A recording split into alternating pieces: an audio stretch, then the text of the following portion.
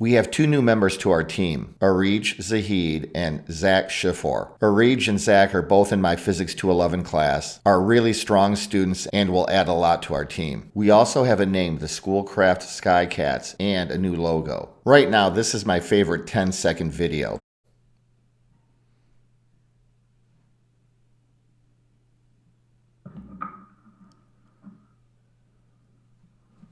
That's the sight and sound of the balloon bursting at peak altitude, and it's a great view of the curvature of the Earth and the darkness of space. This is a high-altitude balloon from a group of students at Edgecombe Community College. Let me remind everyone that none of us are expected to have any type of background or experience when it comes to anything associated with this project. You guys are the founding members, which means you're going to learn a lot of stuff on the fly and cross-train each other. Don't be intimidated by all the technology and acronyms that you see in this video. You'll be surprised how quickly you'll ramp up. Just to recap, this is our target altitude, 25 kilometers, which is about 82,000 feet. Currently, these are our 6 mission categories: imaging, communications, flight data, logistics, launch location, and flight vehicle. Think about which of these categories appeals to you. You can get involved in one of them, some of them, or all of them. I've finished my deep dive into Dr. Christopher Lum's A Comprehensive Guide to Launching a High-Altitude Balloon video. It really is an outstanding resource to get us kick-started. If you haven't watched it, go ahead and do so when you can. Dr. Lum is a senior guidance, navigation, and control engineer at Boeing, which explains why he has all the expertise he does. Once again, here are the 4 reasons why I think this is a really valuable project. We're going to learn a ton, collect a lot of great data and images, and it might depend on the day of the week that you ask me, but right now I'm thinking that this could be the most valuable aspect, learning how to work within an engineering team. Here's the updated comms page. The plan is to have 3 real-time tracking technologies, in addition to 1 offline tracker, which provides launch to landing position and science data. I don't think this page has changed yet, but I know Ethan is jumping into this and will get us started in terms of sensors and getting them to work and testing them. This page has changed a lot. That's not to say it's finalized, but the thinking is to use 2 GoPro 12s, one as the down cam looking straight down on the surface of the Earth, and another one as the horizon cam. Andy, I know you and Zhuang were talking about alternatives to a GoPro camera, which is fine with me. Go ahead and update this slide yourself or send me the information and I can update it. Finding the best launch site is obviously critical. I didn't realize there were so many tools we could use to determine viable launch locations and then to make predictions based on variables associated with each of those locations. Identifying our potential launch sites and doing Monte Carlo trajectory analysis on them right up to and including the morning of launch will really help our chances. We need to start updating this data at some point. These are Chris Lum's numbers, which I'm putting here just as a baseline. This is obviously a very rough draft. We need to get a payload box, a balloon, connecting lines, radar reflector, parachute, make the box very easy to spot, and number 7, how to keep warm. I think there might be some pretty improved ways to keep the interior of the payload warm, which is important to keep the electronics functioning. Logistics is obviously important. Andy came up with a great idea of seeing what we can get from Schoolcraft's welding department as far as a helium tank or helium gas, regulators, etc. A few random notes before I go. Chris Lum's mission was aimed at collecting flight path, temperature, and imaging data. Our plan is to do the same thing, but also collect a lot more science data, like the stuff listed back on this slide. It was interesting to me that Chris Lum launched on a very overcast day. My guess is that they had to lock in a specific date for their science club. The lack of visibility and the icing up of that plastic dome tells me we should avoid launching on an overcast day. Another gotcha that Chris talked about a lot was to make sure to empty all data storage before launch. He mentioned that you should add your SSID suffix to APRS so you can see data gathered by other ham radio operators. We need to get the radio tracking data off of that website before it's deleted. We need to make sure to get the initial trajectory so that if we lose communications, we can start driving in at least the correct direction. Using MATLAB to investigate flight flight data seems like a really good and sophisticated thing to do. Dangle the temperature probes away from the payload to avoid temperature contamination. Add rate gyros to track the spin rate. And that's pretty much it. Chris Lum's mission definitely had some issues when it came to imaging and video. Their Canon camera mysteriously malfunctioned, probably something to do with a hacking glitch. The SD card for their video camera wasn't empty before use, and it really limited the amount of video. But on the other hand, they did collect a lot of great flight data, and you can see from these slides that a ton of analysis, sophisticated analysis, was possible because they collected so much data and they knew how to use a lot of websites and hardcore tools for analysis. That's it. We're off to a good start. Give some thought to those mission categories that you want to jump into. Talk amongst yourselves all you want, the more the better. At some point, I'll fade into the background and increasingly fall into the role of oversight. Until then, or even after then, I'll do whatever's needed to get you jump started with those mission functions that you jump into.